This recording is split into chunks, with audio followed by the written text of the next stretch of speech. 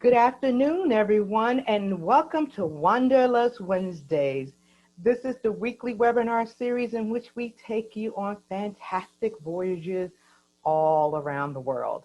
My name is Lori Overton, and I am the owner of Overton Travel, and I am your host for this webinar series. This week, we continue our tradition of taking you to amazing destinations. This is one of my personal favorite places. I had a group in Spain last year at the end of May, early June, and we had an amazing time. You guys know I love good food, good wine, good excursion, and Spain ticks the box for all of these. So today we're going to take you on a virtual tour of Spain. But before we get started, just wanted to give some of my first-timers some housekeeping notes about how today's session is going to run. It'll be roughly about an hour. This is a webinar format, and with the webinar format, you can see me, you can see the other speakers, and you can see our screens, but we cannot see nor hear you. So the only way that you can communicate with us is through the Q&A box. So look on your screen now, it should be at the bottom if you're on a laptop or a desktop or a tablet, and it may be somewhere different if you're on a cell phone. Look for the Q&A button.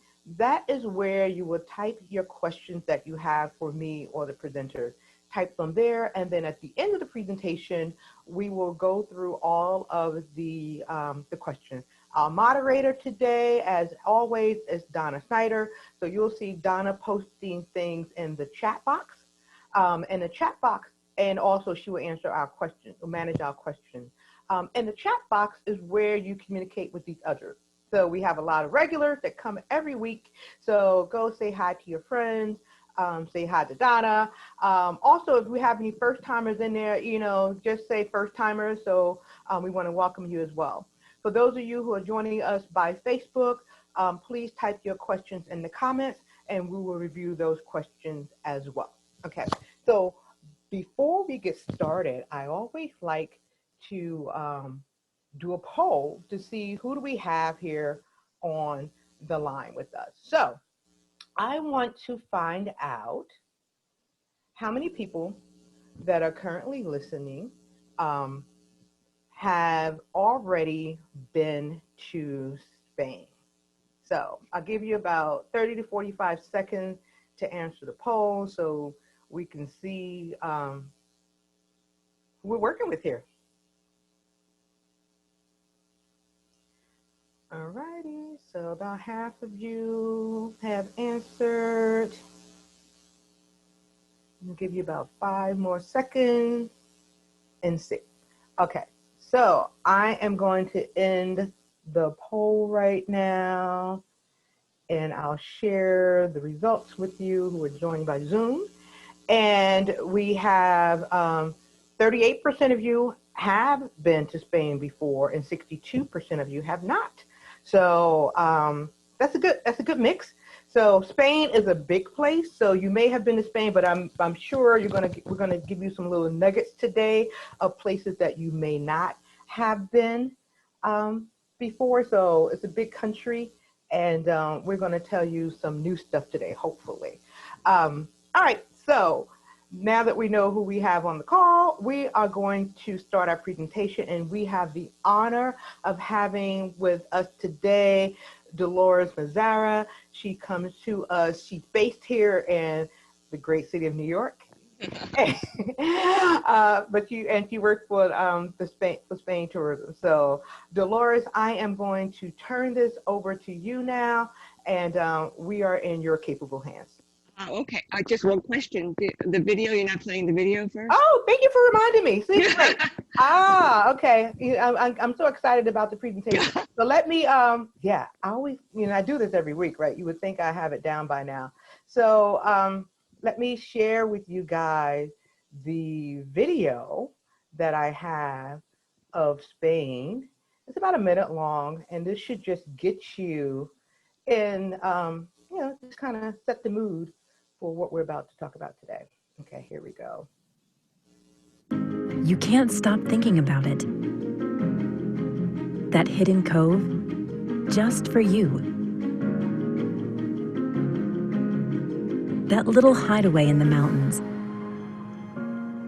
Or that beautiful postcard town. Dreaming about enjoying the fresh air again. Feeling the sun on your skin. Exploring. Walking. Traveler, there is no path. Paths are made by walking.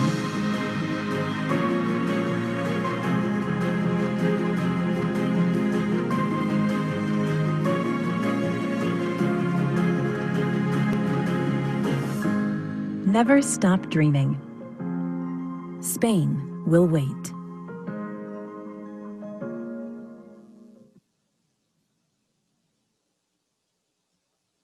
Great. So I'm going to stop sharing. Yeah, that video brought back some memories of last summer. Okay. All right, Dolores, it's all yours.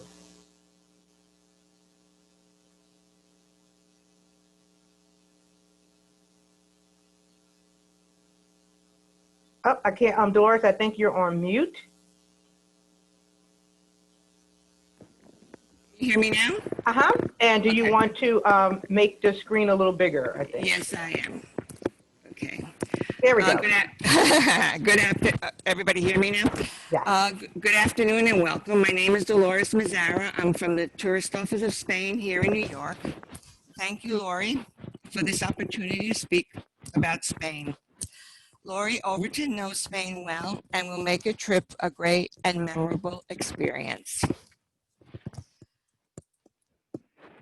Okay, so Spain is located at the southwestern tip of Europe.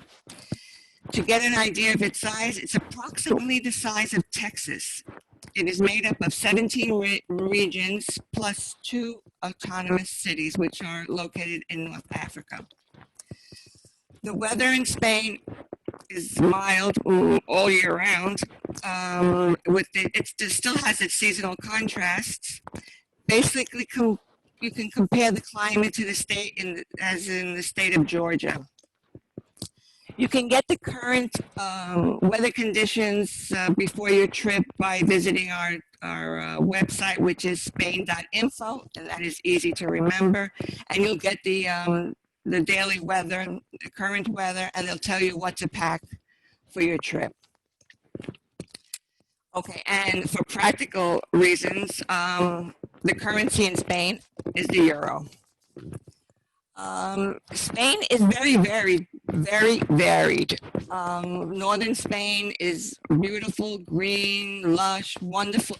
Talk about food, wonderful seafood, wonderful wines, and that area is also called Green Spain because of the lush area there and the rainfall.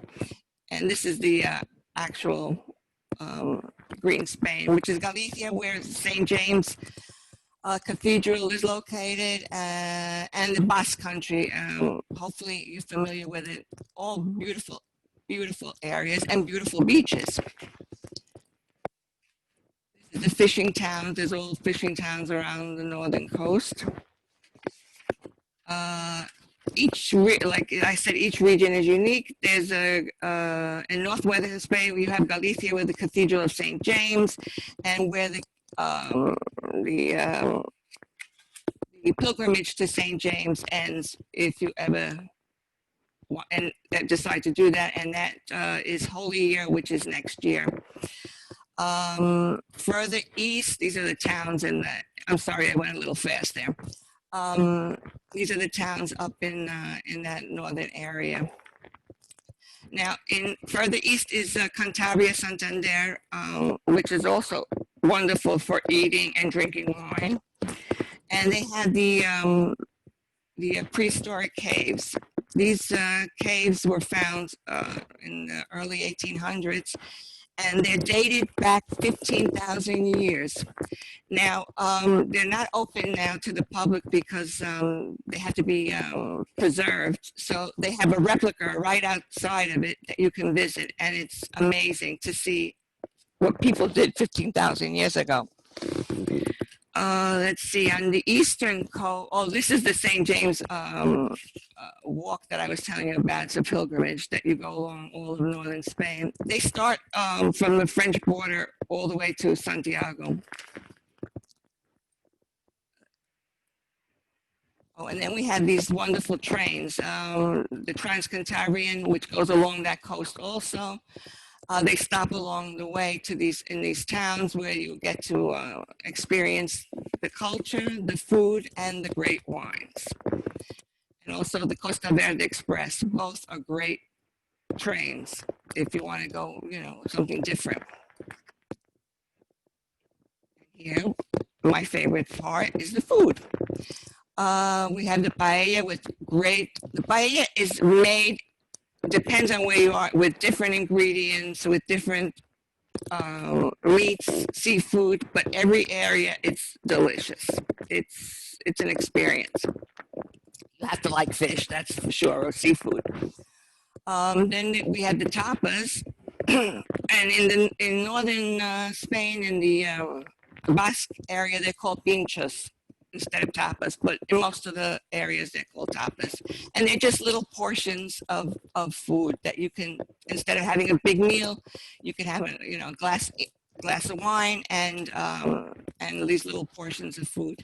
And they have tours. They have tours called the tapas route in the big cities like Barcelona, Madrid, and area Seville, and they'll take you along to all the bars, and you can taste all this wonderful food. This is the cured ham, which is like prosciutto. And again, the tapas bars are very popular in Spain.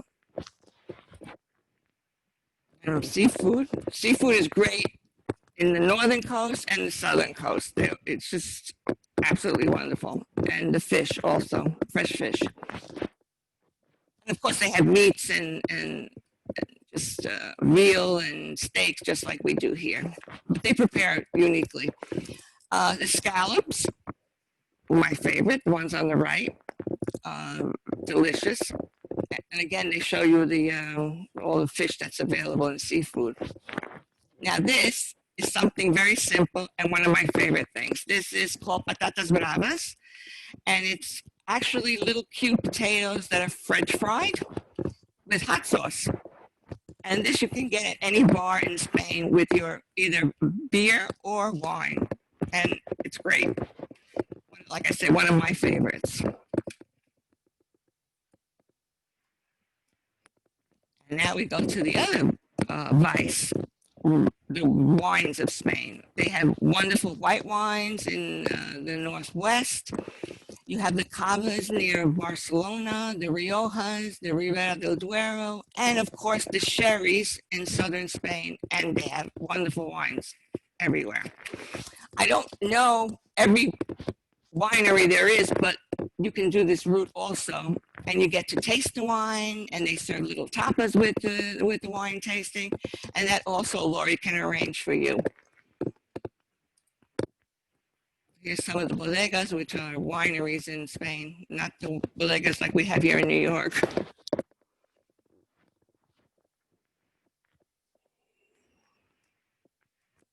And you can taste them here. They import them, so if you want to experiment, you can.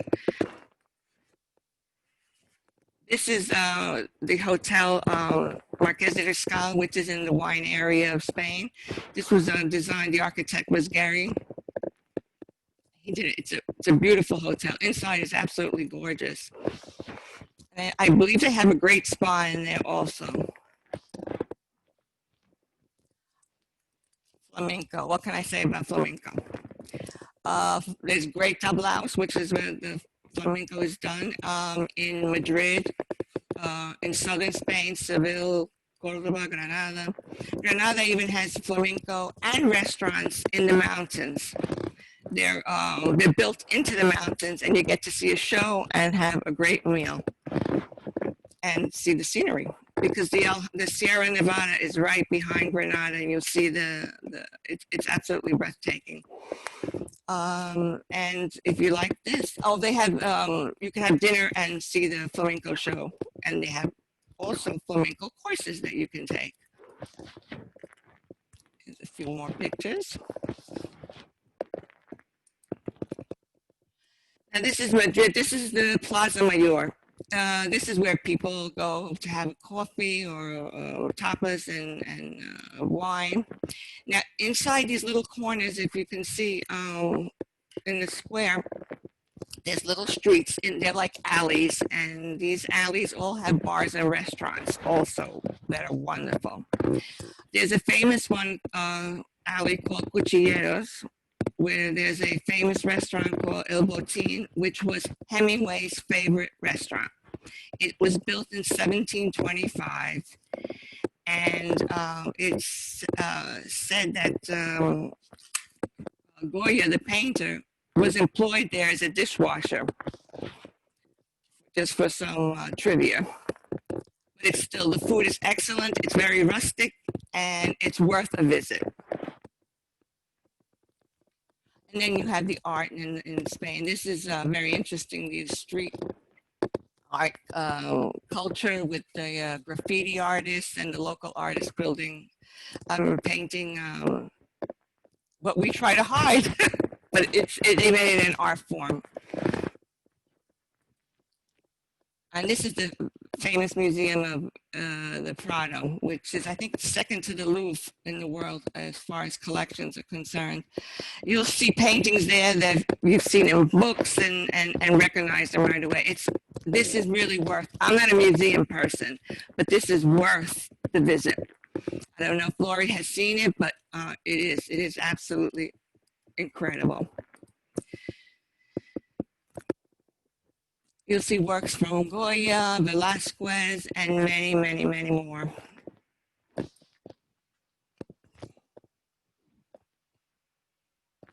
These are there's the triangle. They call the triangle the three great museums, the Van Thyssen, which is right across the street from the Prado, and the Reina Sofia, which is in the area. That's where the, if I remember correctly, where the Guernica is, the famous painting, Picasso anti-war painting that was here in New York for many years, and they returned it to Spain. One of my favorite museums is the Sorolla Museum. You probably recognize his work. They use it in advertisement a lot, and I just love his portraits. They're mostly of the Valencia area, the beach area, and working class people. Now, from Madrid, you have the option of visiting the surrounding areas. Toledo is right outside Madrid. You could take a high-speed train there. It's a medieval city with, excuse me, sorry. With the Moorish, Jewish, and Christian culture and monuments. You have two ancient synagogues that are incredible to visit, and two ancient mosques. It's just amazing that because the Moors invaded Spain and they were there for 800 years, the three cultures actually lived together in peace, proving that it can be done. And this is the city. I'm sorry, Toledo is south of Madrid. And like I said, you could take a high-speed train and you're there in a flash. Now, north of Madrid is Avila. This is the walled city. These walls were built around the 11th, 12th century. This is where Saint Teresa and Saint John of the Cross were born, and they became friends. And it's an absolutely gorgeous city also. Very small. These cities are very small. You can walk them, you can do them. And of course, they have wonderful bars and restaurants. You can enjoy the sightseeing and then have a great meal. Also north of Madrid is Segovia. It's a historical city. It's famous for its historical building, which include its midtown Roman aqueduct, which you could see here. It's still standing after all these years, and it's amazing also. It's right in the middle of the city. And it has the famous Coca Castle, which is also absolutely beautiful. And then my favorite castle, the Alcazar, which Disney used as a model for his for the Cinderella castle in the cartoon, if it looks familiar to you. Also, Segovia has a lot of famous restaurants there. Casa Candido is one of them, off in the center of the city. Excellent food, excellent wine. And now we're off to Barcelona. Barcelona is northeast of the country. It's maybe 2 hours from the border of France. It's overlooking the Mediterranean, and it's famous for its Gaudi and Art Nouveau architecture. Barcelona is one of Europe's trendiest cities. It's the hub of the new world of culture, fashion, and cuisine. It has modern neighborhoods, plus the old Gothic area in Barcelona. It's the capital of Catalonia region. And this Gaudi's architecture is all over the city. You also have Picasso's museum and Joan Mirós foundation. If you like that kind of art, it's amazing.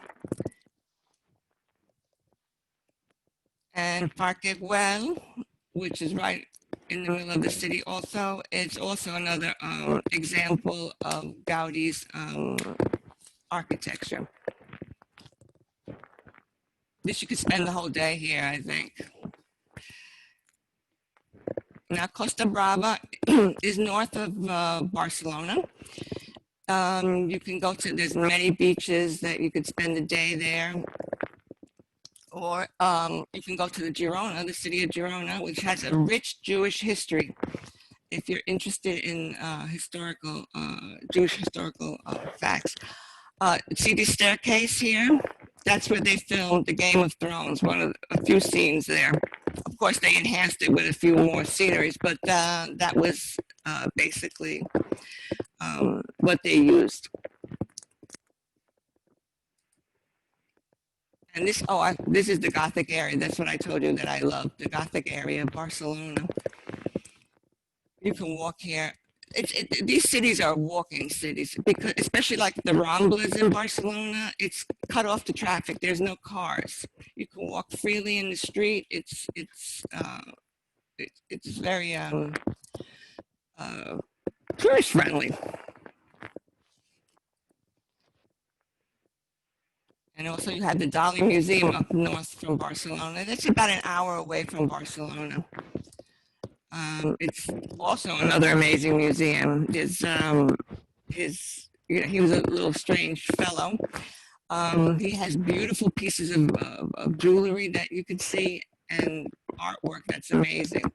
I keep saying amazing, I'm sorry. I keep repeating the same word, but it's the best word to describe it. And then you have all these coastal towns like Cadaqués. Now we're going south. Andalusia. Andalusia is a large autonomous region of hills, rivers, farmland, bordering Spain's southern coast. It was under Moorish rule from the 8th to the 15th century, a legacy that shows in the architecture, including such landmarks as the Alcazar in Seville, as well as the mosque in Cordoba, and Granada's Alhambra, of course.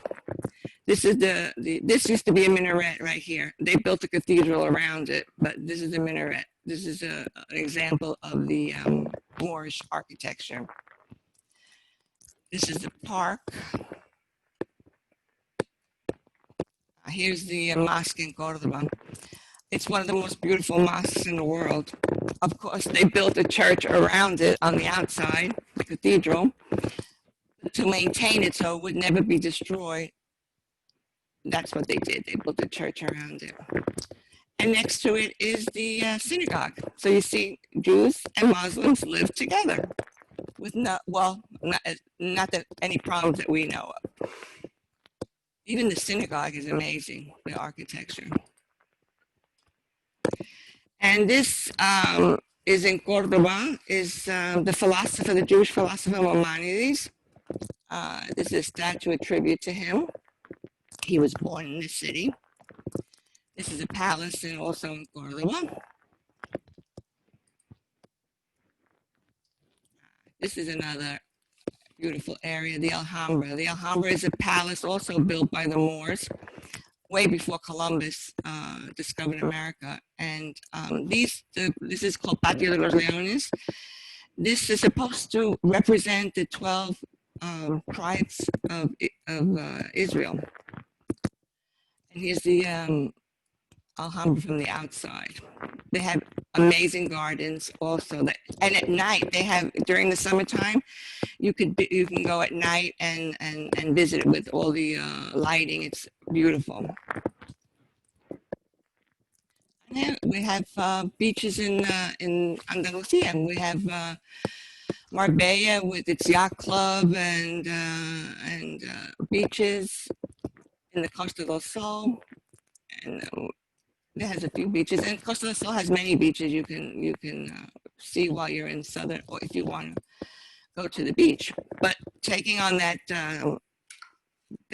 theme of beaches, this is in Sanlúcar de Barrameda, which is Cádiz, which is in southwest Spain, and they have horse races here at night. It's very nice beach, and also a beautiful beach. And this is in northern Spain, in La Coruña, near Santiago de Compostela. They have amazing beaches, beautiful. But the season in northern Spain for beach weather is very short. It's compared to the rest of Spain. The warm weather lasts from May to September. It's much longer in southern Spain. And it rains a lot more in northern Spain. These are the beaches in Valencia. Also another beautiful area. Saint Sebastian. Saint Sebastian is another one of my favorite areas. They have great Michelin-starred restaurants. With the food is out of this world. Basque food. It's just about the best. Just about, not the best, but just about. This is also in northern Spain, in Galicia. They call it the Beach of Cathedrals because the rock formation resembles a cathedral. And the beaches also. They're very, very, very clean beaches. They're very well kept. They have blue flags, the European blue flags, which means that they're very clean. This is the beach in Santander, which is further east. And now we go to the islands. The Balearic Islands also are wonderful for R&R. They're beautiful, they're historic. Palma de Mallorca is the capital, but anywhere along the coast is absolutely beautiful. You have mountains and you have the sea, the shore. And again, excellent food, excellent wines, and it's beautiful. There's Ibiza, you probably heard about it. It's a very partying island. And then Menorca. Menorca is a quiet place. Very, very beautiful, but very quiet. Not too many bars or discos or anything like that. But if you want to rest, it's really nice. And this is the cathedral in Palma de Mallorca.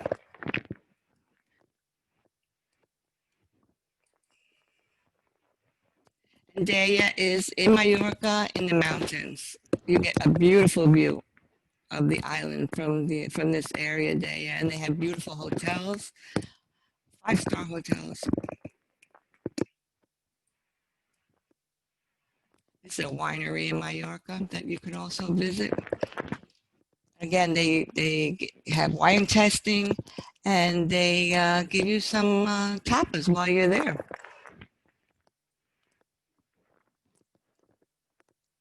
And the Balearic Islands are off the coast of the eastern coast, off the coast of Barcelona and Valencia, in that area. Now we're at the Canary Islands. The Canary Islands are actually off the coast of Africa. So the warm weather there is all year round. You would have to take a flight, I'm sorry, a flight from Madrid or Barcelona to the Canary Islands.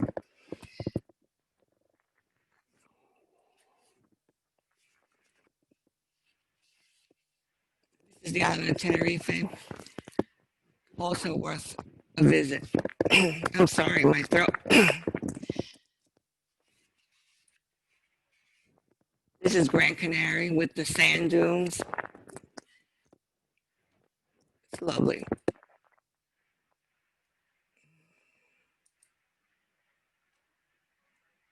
Lanzarote is famous for the landscape. It looks like dune. And it has beaches with black sand. I know it sounds weird, but actually it's nice. It's a different experience. Also very lovely and very quiet. The people from NASA come here to see, study planets and things that they can see clearly from the island.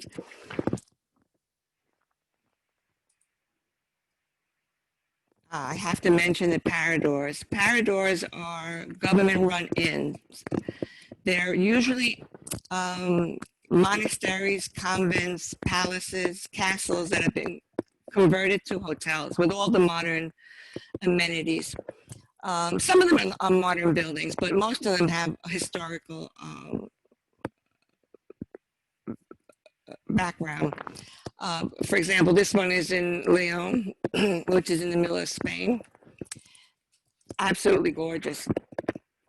And they have the best chefs working for them. So again, if you don't get to stay in a Parador, because they do have limited rooms, you should go for dinner or for lunch and enjoy their wonderful cuisine. This is the Parador in Granada. Again, it's facing the Alhambra, and it's also beautiful. And there's many. I forgot the number of the Parador, how many there are, but they're all over Spain, and they're worth a visit to stay or just for a meal. Now, after you do all that touring, all that drinking, all that eating, we go to the spas. There are many, many spas in Spain. There's thermal waters, curative waters. This one, for example, is in St. Sebastian. This one is in Badajoz, which is Extremadura, which is north of Seville, a few kilometers north of Seville. Wonderful spas. And you'll come out all nice and new. This one is in Murcia, which is in the eastern coast of Spain. And the one in Oropesa, which is in the province of Toledo. And this, I haven't experienced this yet, but that's my next trip. This is where I'm going, to a spa with a wine spa. They call it vino terapia. They do everything with wine, facials, massages. They're supposed to have all kinds of curative factors in the grape. So that's another experience with wine other than drinking it.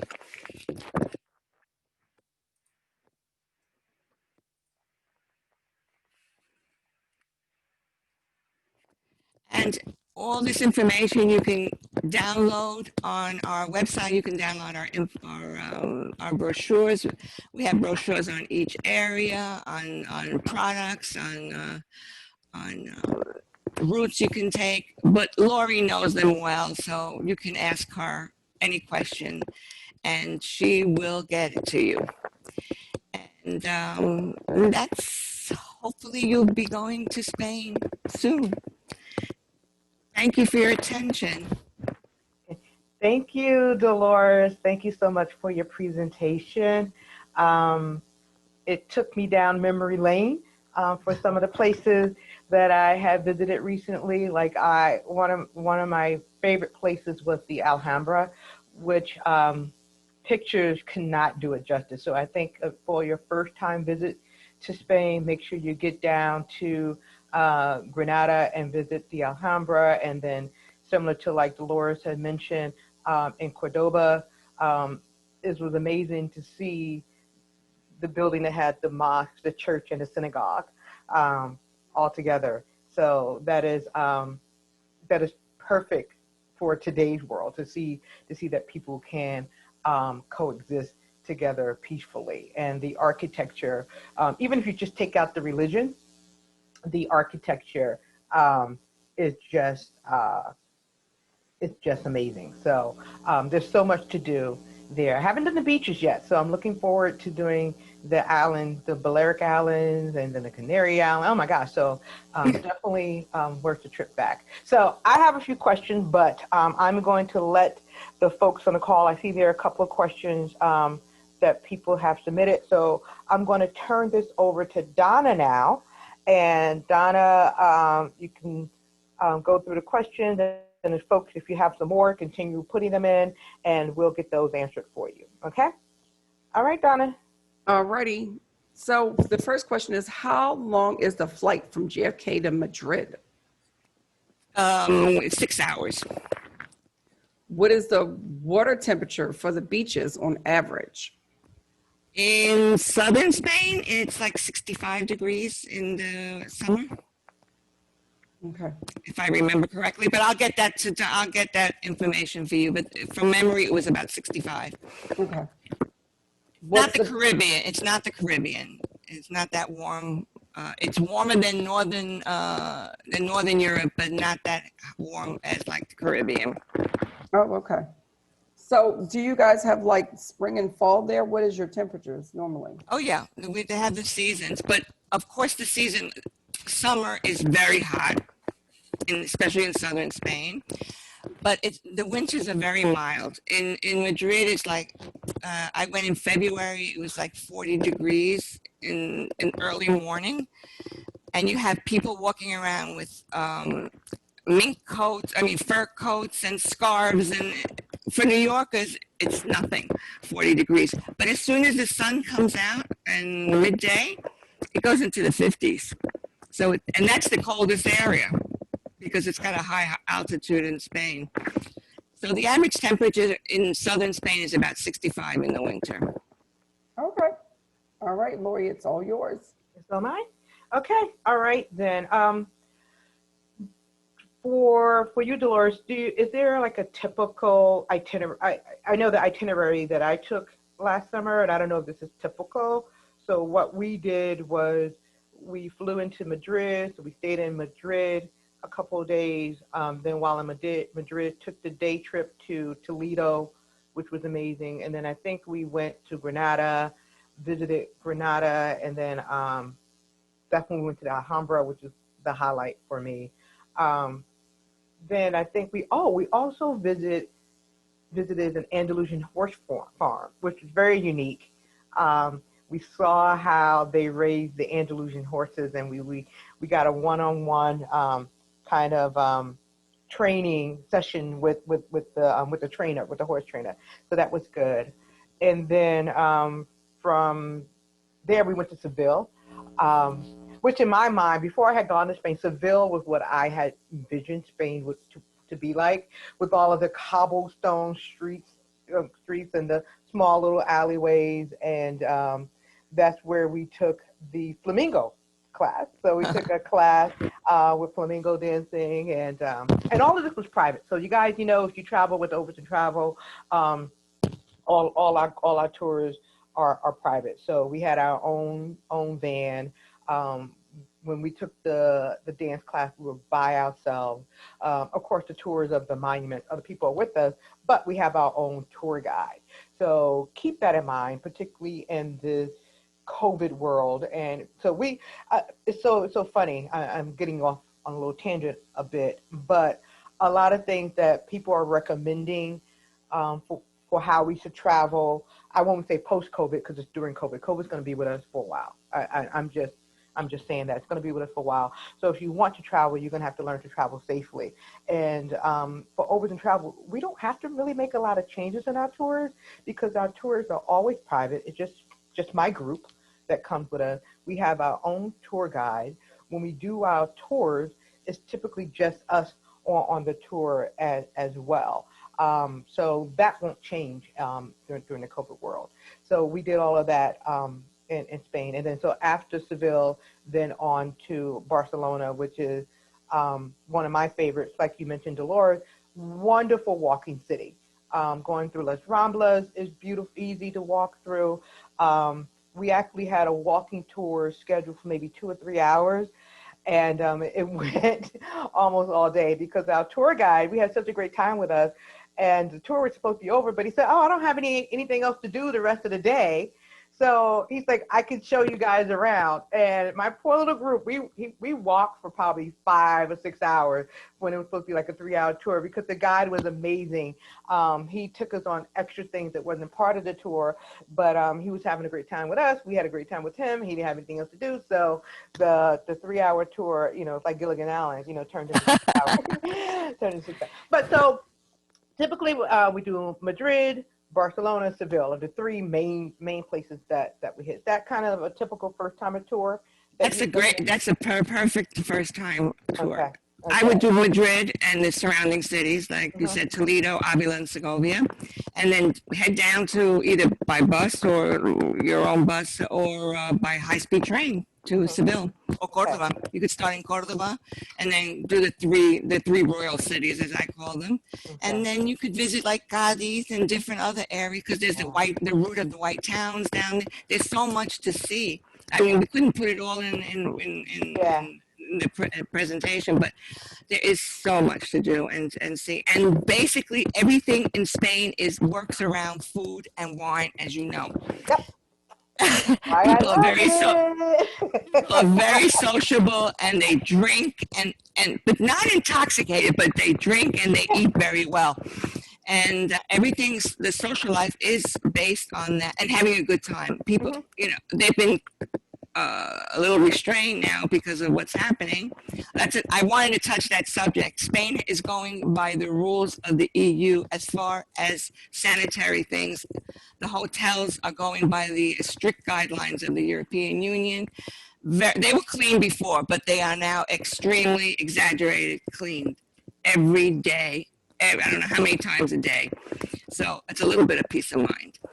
But yeah, they're following the EU rules to give you a little peace of mind. Okay, great. And so, you know, when the dust settles and it's safe to travel again, I'd be more than happy to head there. And also, when I went in late May, early June, and we ate outside most of the time. Like there, all the plazas and things like that. Where, it was a lot of outdoor eating and things. I have to recommend one more thing. After you do your touring and your drinking and everything, people go, especially in Madrid, to have hot chocolate, believe it or not, and churros.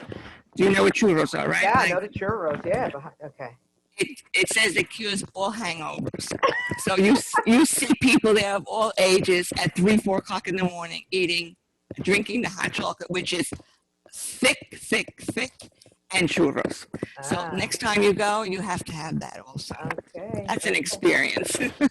Will do. Okay. Okay. All right. Don, is there another question or no? Yep, we did. We just got another question. To get to Mallorca? Mallorca? Okay, Mallorca. yep. Is that a day trip or is that a flight needed? You could take a ferry across. There's a hydrofoil if the weather permits. It doesn't always, the ocean, the sea has to be very calm. It's not a day trip. It's not a day trip. If you take a plane, it would be exhausting because it's a very short plane ride. But to go to the airport, just to go over, you have to stay in the island a few days at least. It's my recommendation. You can go by boat and stay a few days and come back by plane.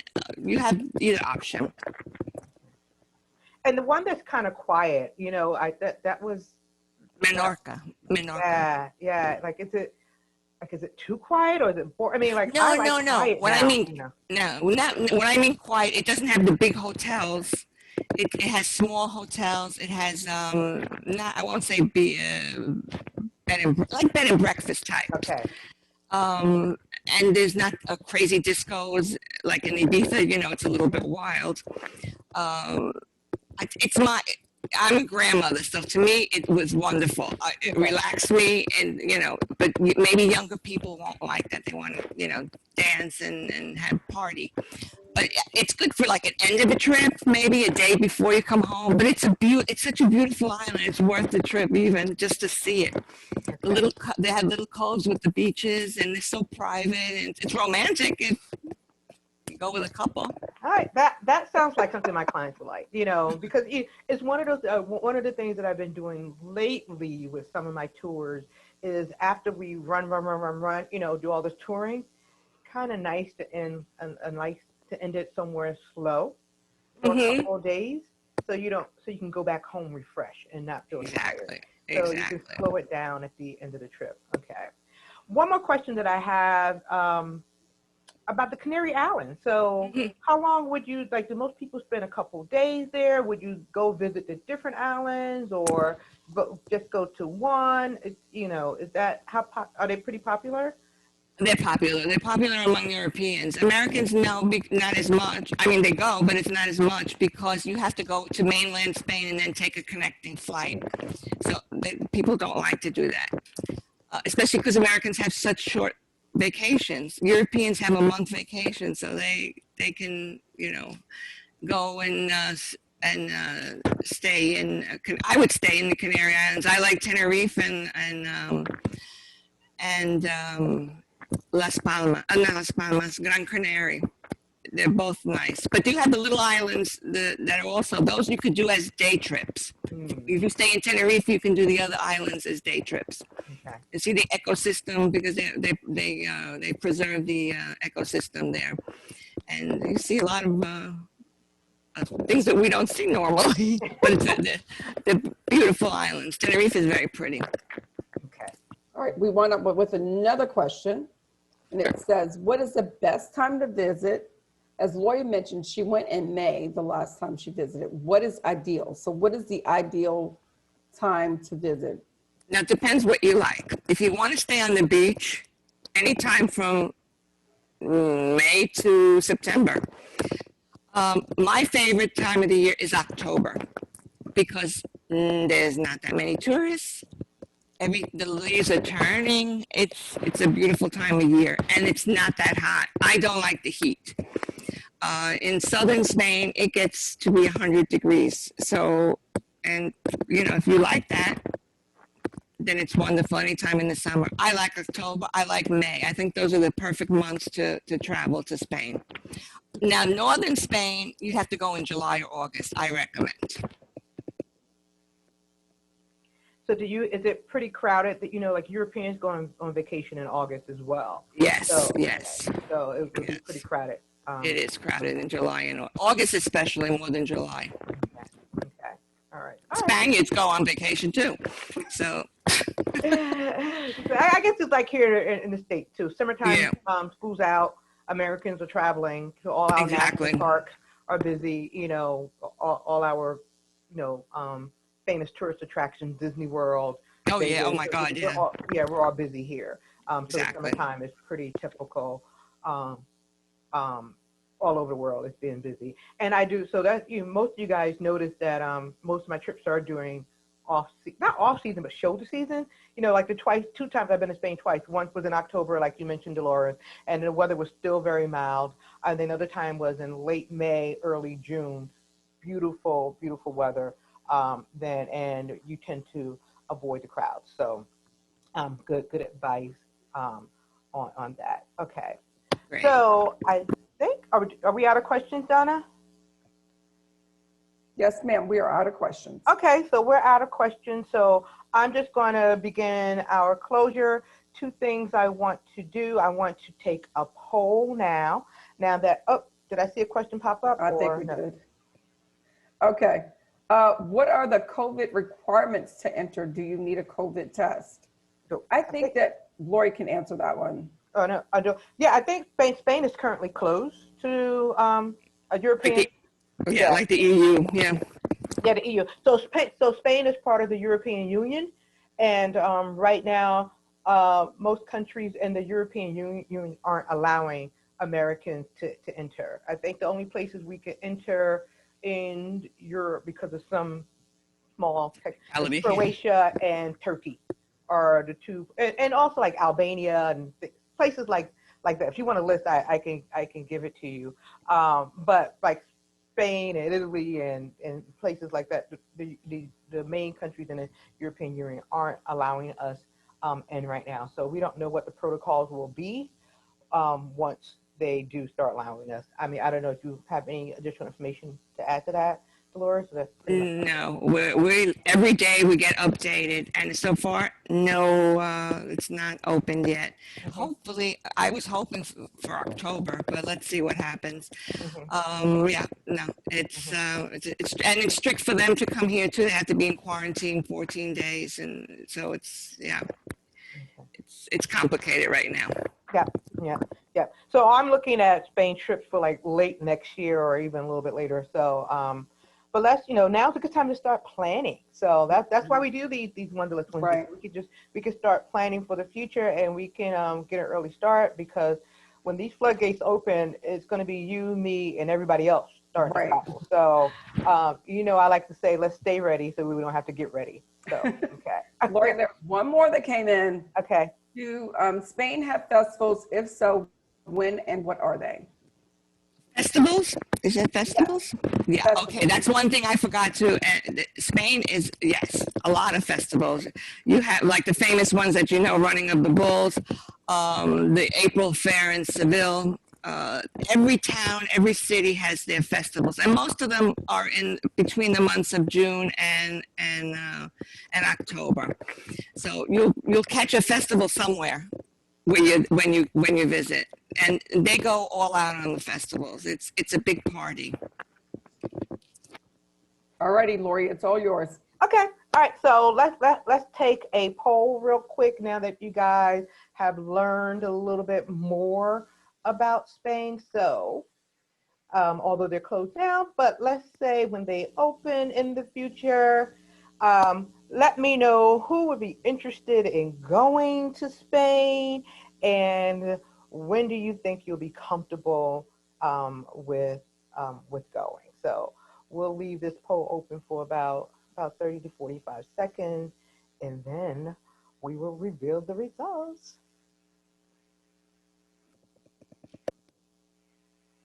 Okay.